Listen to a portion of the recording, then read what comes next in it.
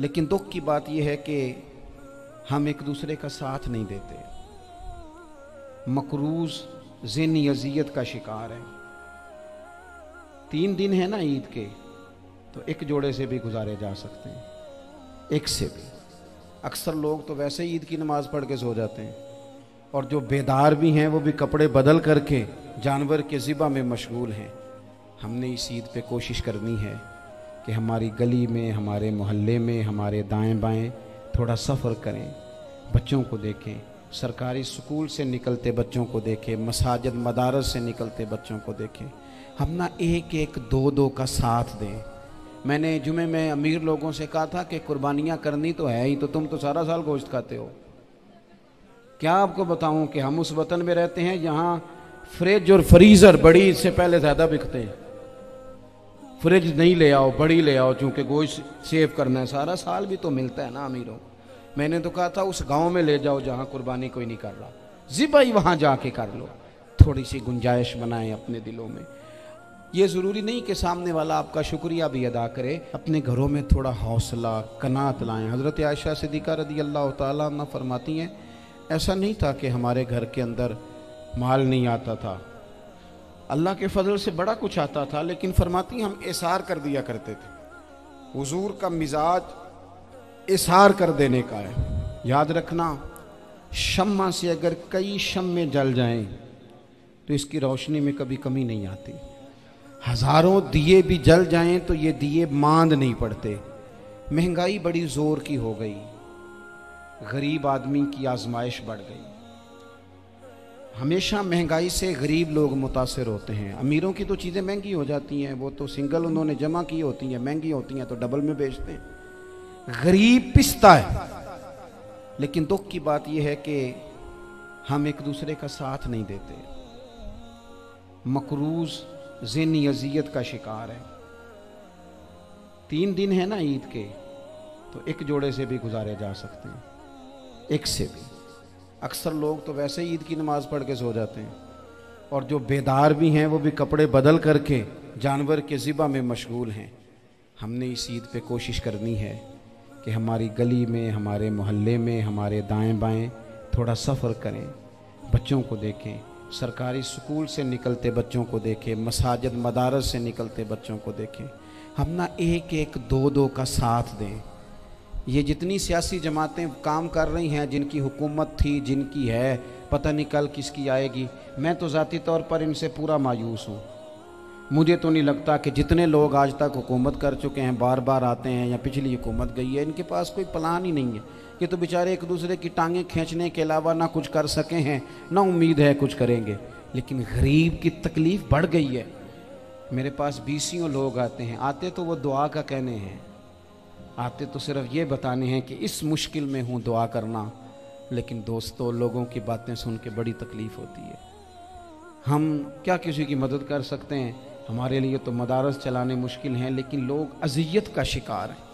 ज़हनी कर्ब के नीचे लोग आ गए, इतनी बड़ी अजियतें खड़ी कर दी गई हैं। थोड़ा थोड़ा देखो, 2 का खाना 3 भी तो खा ही सकते हैं ना, 3 का खाना 4 भी तो खा ही सकते हैं ना। मेरे महबूब ने हमें ये नहीं कहा था ज़्यादा गोश्त पकाना, बल्कि रसूल पाक ने तो रंग ही बड़ा सादा दिया है। करीम ने फरमाया, आयशा शोरबा ज़रा ज़्यादा कर लो, पड़ोसियों को भी सालन दे देंगे। थोड़ा शोरबा ज़्यादा कर लो, इसी को बढ़ा लो, थोड़ा शोरबा बढ़ा लें, थोड़ा थोड़ा एक दूसरे की मदद करें, दस्ते शफ़क़त रखें। गलियों में सुनसान लोग, अब तो लोग एक दूसरे से दुख भी नहीं कहते, वो कहते हैं देना किसी ने है कुछ नहीं, और तमाशा अलग से बन जाएगा। दोस्तों, हमने खुद एक दूसरे का हाथ बटाना है। जो लोग साहिब सरवत हैं, देखो एक ही बाप की औलाद होती है, एक को अल्लाह बड़ा नवाज देता है, 2-3 कमज़ोर रह जाते हैं। उसको चाहिए वो दूसरों पे दस्ते शफ़क़त रखे। एक गली में सारे लोग एक ही कबीले के, एक ही इलाके के, एक आगे निकल गया है, उसे चाहिए वो दूसरों का ख्याल करे। अजीज़ भाइयों, हमने इस कमर तोड़ महंगाई के दौर में, मैंने जुमे में अमीर लोगों से कहा था कि कुर्बानियाँ करनी तो है ही, तो तुम तो सारा साल गोश्त खाते हो। क्या आपको बताऊं कि हम उस वतन में रहते हैं जहाँ फ्रिज और फ्रीज़र बड़ी से पहले ज़्यादा बिकते हैं। फ्रिज नहीं ले आओ, बड़ी ले आओ, चूंकि गोश्त सेव करना है, सारा साल भी तो मिलता है ना अमीरों। मैंने तो कहा था उस गांव में ले जाओ जहां कुर्बानी कोई नहीं कर रहा, ज़िबाई वहां जाके कर लो। थोड़ी सी गुंजाइश बनाएं अपने दिलों में। ये ज़रूरी नहीं कि सामने वाला आपका शुक्रिया भी अदा करे। हज़रत आयशा सिद्दीक़ा रज़ी अल्लाह ताला अन्हा, अम्मा जी एक कनीज़ रखी हुई थी, हज़रत उस्मान गनी ने दी थी कि आपकी खिदमत करेंगी।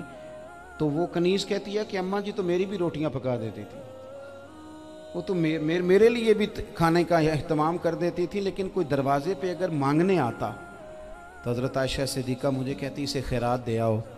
तो मैं कहती अम्मा जी ये काम तो लोग दौड़ के करते हैं और आप ये मुझे कह रही है मैं कर दूं। तो हज़रत आयशा फरमाती जब कोई बंदा किसी को देता है तो वो शुक्रिया अदा करता है। मैं चाहती हूँ वो शुक्रिया भी तेरा ही अदा कर जाए, मैंने जो अजर लेना है वो रब की बारगाह से लेना है। तो मेरे भाई अपनी ज़िंदगी में थोड़ा सा तो दिल बड़ा करें, थोड़ी थोड़ी गुंजाइश पैदा करें। और ये ज़रूरी नहीं कि उस बंदे का आपसे बड़ा अच्छा सलूक ही हो, ना भी हो उस गरीब का सलूक अच्छा, तो बाज़-औक़ात बंदा गरीबी में तल्ख भी तो हो ही जाता है ना। बाज़-औक़ात इंसान पे गुर्बत ज़्यादा आ जाए तो उसकी तबीयत भी तो, बीमार आदमी सख्त भी तो हो जाता है।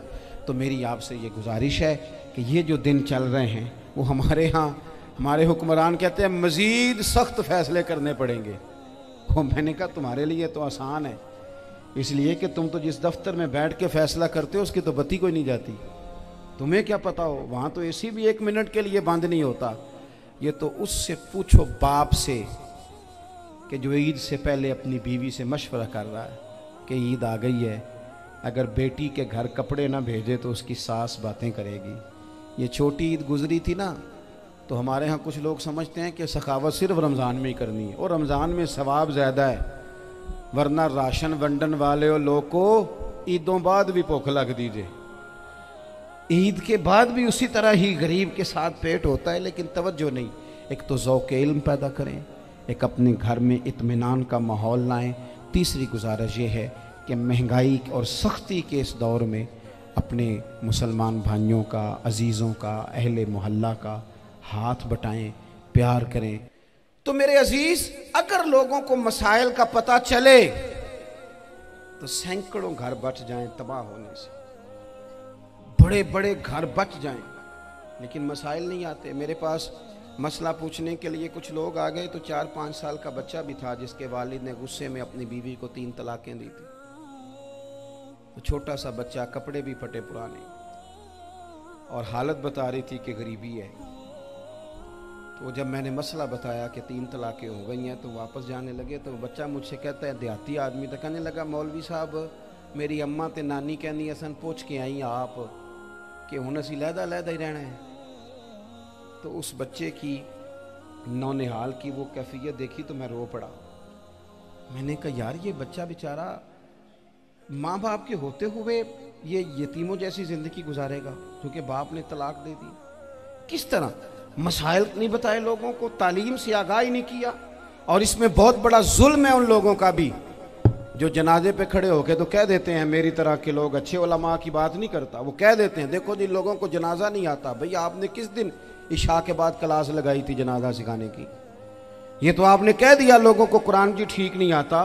तो यहाँ तो बेचारी बीबियाँ जिनको सही पढ़ना नहीं आता वो मिशन बना लेती हैं कि मैंने इतने 100 को कुरान पाक पढ़ाना है, बेवा हो गई हूँ, तलाक याफ्ता हो गई हूँ, सारी ज़िंदगी कुरान पढ़ाऊँगी।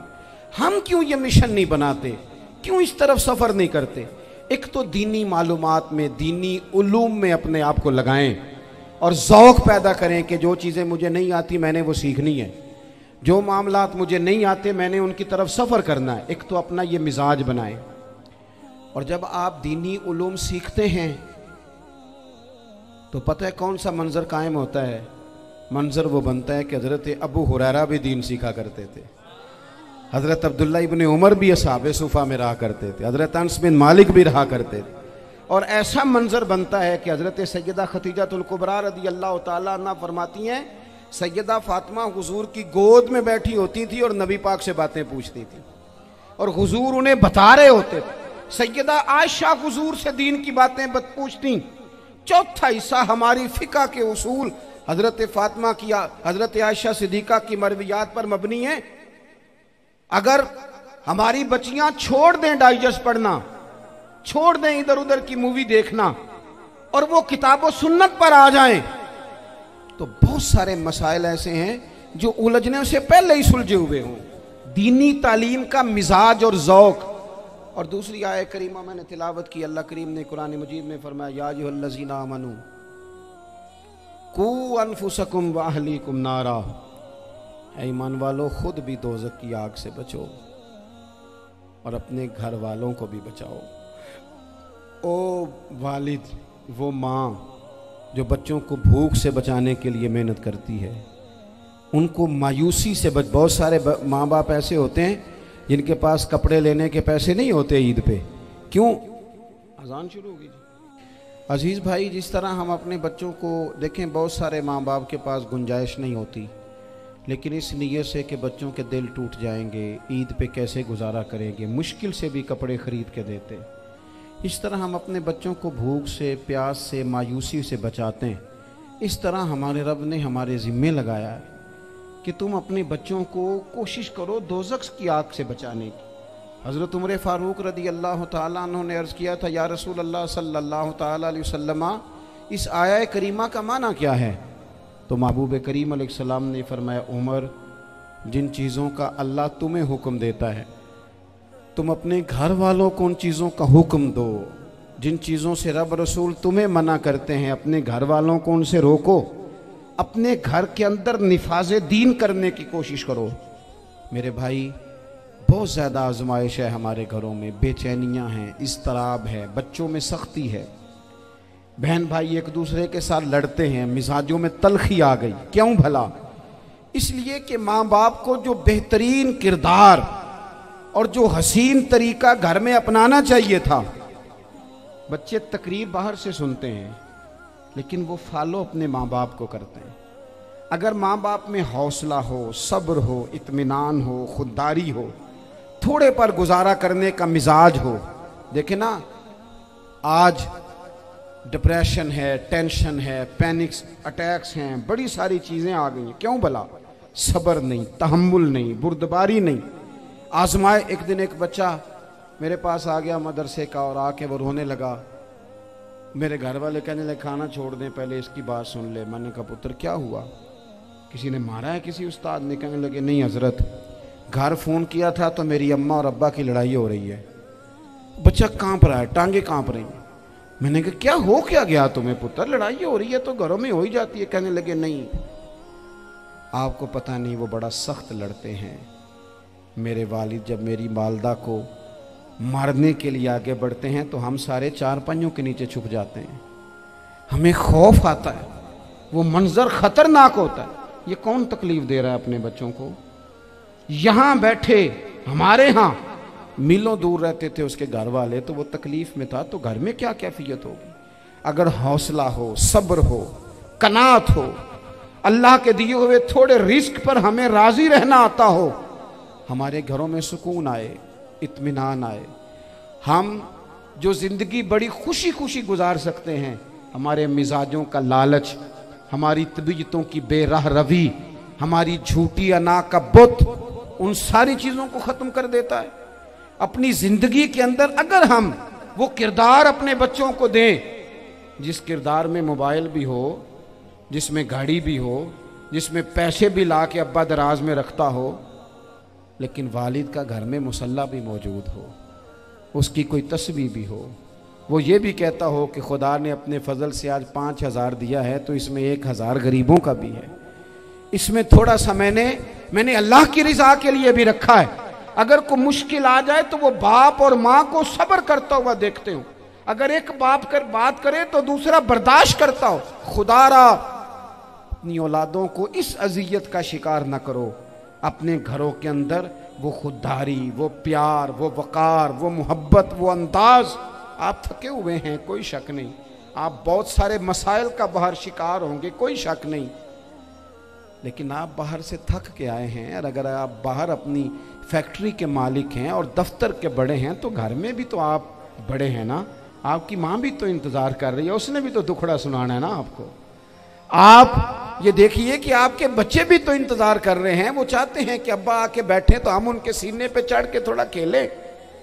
आपकी अहलिया मुंतजिर हैं, कुछ बातें बीवी किसी और से नहीं कह सकती, सिर्फ अपने शौहर से कहती है।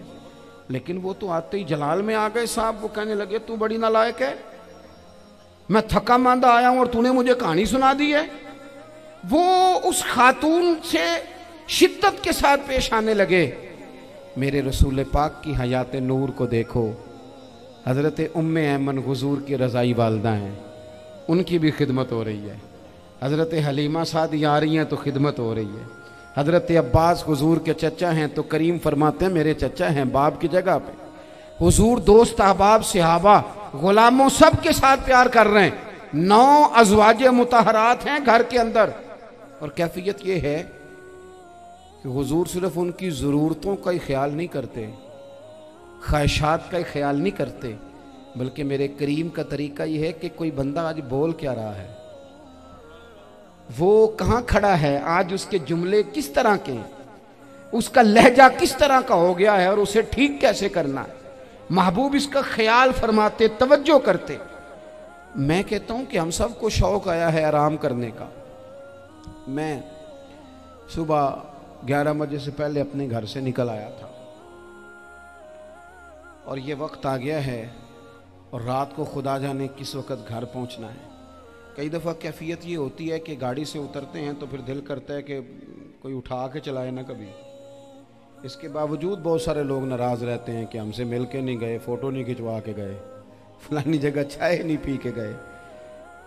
ये तसलसल है। लेकिन मैं जितना मर्जी थका मांदा घर जाऊंगा ना, कभी ऐसा नहीं हुआ कि मैं घर जाऊं तो बड़ी टेंशन में जाऊं। मेरी घर वाली एक दिन मुझसे कहने लगी आपने कभी नहीं कहा कि मैं थका हुआ आया, बंदा थक भी तो जाता ही है ना, कभी कहाँ करे ना। मैंने उसे कहा पता क्यों नहीं कहता, इसलिए नहीं कहता कि मैं नहीं चाहता कि मेरे बच्चे ये कहें कि हमने दीन नहीं पढ़ना, हमारा बाप तो बड़ी मुश्किल में है। हम अपने काम के बारे में अपने घर में शिकवे करते हैं। आप किसी बच्चे से पूछ लें कौन सा काम करना है, कहना जो अब्बा जी कर दे रहे वो नहीं करना। क्यों कि अब्बा जी हर रोज़ तो कहते हैं मैं बड़ा उलझ गया हूँ, ये काम बड़ा मुश्किल है। मैं चाहता हूँ कि मैं अपने बच्चों को ये बताऊँ कि पुत्र मैं तो जिधर जाता हूँ फूल ही फूल हैं, मैं तो जिधर से गुजरता हूँ मोहब्बत ही मोहब्बत है, मैं तो जिधर से देखता हूँ दुआएं ही मिलती हैं, ताकि उनका शौक पैदा हो। मेरे अजीज आप थोड़ा सा दिल बड़ा करें। अगर आप एक की वजह से पूरा घर सुकून में आ जाता है तो आप दिल बड़ा क्यों नहीं करते। जगह ढूंढते हैं बस मुझे कोई तंग ना करे, कोई मेरी बाप माँ बदौलत को कोई परेशान ना करे। बुखारी शरीफ सुनिए, हजरत आयशा सिद्दीक़ा रदी अल्लाह ताला अन्हा बैठी हैं। हुजूर फरमाने लगे आयशा आज एक बात ना बताऊं तुम्हें। या रसूलल्लाह बताइए। हुजूर फरमाने लगे जब तुम मुझसे नाराज़ होती हो तब भी मुझे पता चल जाता है, और जब राज़ी होती हो फिर भी पता चल जाता है। तो हज़रत सैयद आयशा सिद्दीक़ा बात सुन के बड़ी खुश हुई। या रसूलल्लाह वो कैसे। हुजूर फरमाने लगे कभी कभी तुम कसम उठाती हो। या रसूलल्लाह हाँ। फरमाया जब होती हो ना राज़ी खुश तो फिर कहती हो मुझे रब्बे मोहम्मद की कसम सल्लल्लाहु अलैहि वसल्लम। फिर तुम मेरे नाम के साथ रब करीम का नाम मिला के कसम उठाती हो, रब्बे मोहम्मद की कसम। या रसूलल्लाह बिल्कुल ऐसे ही है। और फरमाया जब तुम्हारे दिल में कोई बात होती है ना तो फिर तुम कहती हो मुझे रब्बे इब्राहीम अलैहिस्सलाम की कसम, फिर तुम रब्बे मोहम्मद नहीं कहती। ये बुखारी मुस्लिम में मौजूद है। हज़रत आयशा सिद्दीक़ा ने तो बात सुनी तो खिल गई तबीयत, कहने लगी करीम सदके जाऊं यहाँ तक ख्याल फरमाते हो, किसके जुमले कहाँ पहुंच गए, यहाँ तक ख्याल है। फरमाया मुझे पता चल जाता है कि तुम्हारी कैफियत क्या है, कहाँ खड़ी हो। और भाई हम तो अपनी माँ का भी ख्याल नहीं रखते। हमारा बाप कहाँ बेचारा खड़ा है, वो तो इंतज़ार में था कि कोई 10 मिनट मेरे पास बैठेगा, तवज्जो ही नहीं, जज्बात का ख्याल ही नहीं। हज़रत आयशा सिद्दीक़ा बात सुन के अर्ज़ करने लगी या रसूल अल्लाह मुझे रब्बे मोहम्मद की कसम हो, मैं सिर्फ नाम छोड़ती हूँ, मेरे दिल में हर वक़्त मदीने वाले महबूब ही रहते हैं, नाम ही छोड़ती हूँ सिर्फ। ओ मेरे दोस्त थोड़ा सा जा। और दूसरा अर्ज़ करूँगा, दौलत अगर बहुत आली चीज़ होती ना, बहुत कीमती, तो सबसे ज़्यादा सैयद आयशा के घर में होती। अगर पैसों से ही शौक खाता तो पैसे सबसे ज़्यादा हज़रत फातिमा ज़हरा के काशाना नूर में होते। ओ मेरे भाइयों, सोना वक्त मोहब्बतों से गुजारा जा सकता है। ओ भाई, मैंने तो अपने घर में ये देखा कि मेरे वालिद साहब गर्मी आती तो फरमाते, ओ लो भाई तुहानू हुण परवाह नहीं, मैं तुहाडे पड़ोले च दाने पा दिते ने ते तुहाडी माँ ने मर्तबान च अचार पा दिता है, लो अब तुम्हें कहीं जाने की ज़रूरत नहीं पड़ेगी। इस पे भी वक्त बड़ा अच्छा गुजरता था।